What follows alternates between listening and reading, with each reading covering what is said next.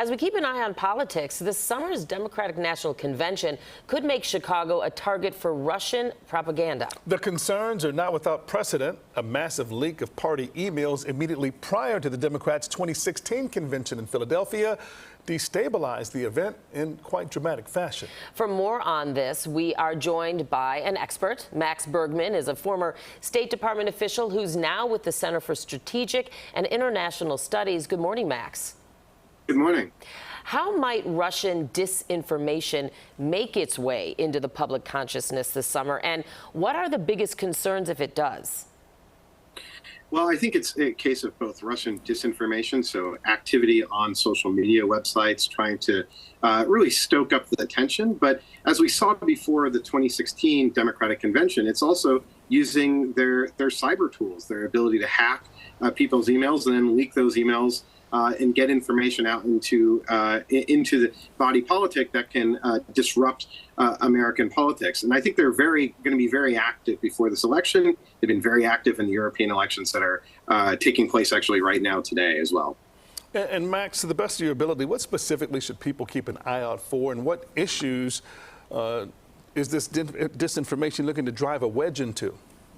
Well, I think the biggest concern is that there's going to be a lot of protests around the convention, and people have a right to protest. But what the Russians want is to stoke violence. They want to stoke confrontation. They want to essentially get someone to throw the first rock. And maybe that might be a Russian themselves, might be someone that Russia is paying.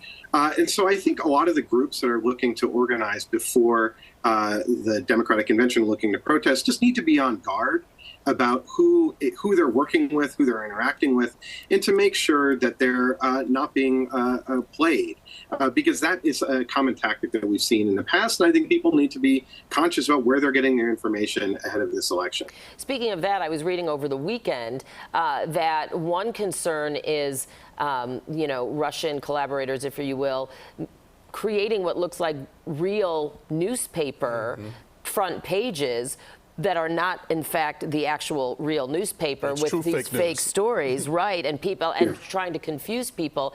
I mean, is that one way that interference operations might look this year compared to maybe 2016?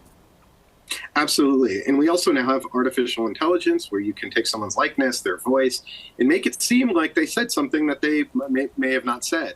So I think everyone has to be very on guard. It means news sources like yourselves, I think, are very important and should be essentially go-to places, because if you're seeing random stuff on the internet, we need to be now very skeptical and have our antenna sort of tuned to be really skeptical of what we're reading oftentimes from things on social media in particular. Fact-checking is paramount. Max Bergman, thanks so much for your insight and being with us this morning. We appreciate it. Thanks so much.